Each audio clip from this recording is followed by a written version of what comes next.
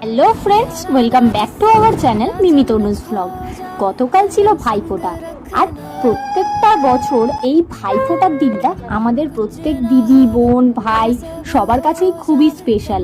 তাই গতকালও আমরা সকাল সকাল রেডি হয়ে আমি আর তনু চলে গিয়েছিলাম আমার মামা বাড়িতে ভাইকে ফোঁটা দেবার জন্য। তো ওখানে পৌঁছেই আমরা 3 বোন মিলে রেডি হয়ে আমাদের ভাইকে ফোঁটা দিয়ে নিয়েছিলাম।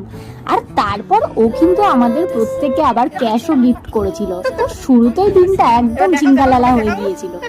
আর তারপর ওইখান থেকে আমরা চলে যাই আবার আমাদের পরমাসমণির বাড়িতে।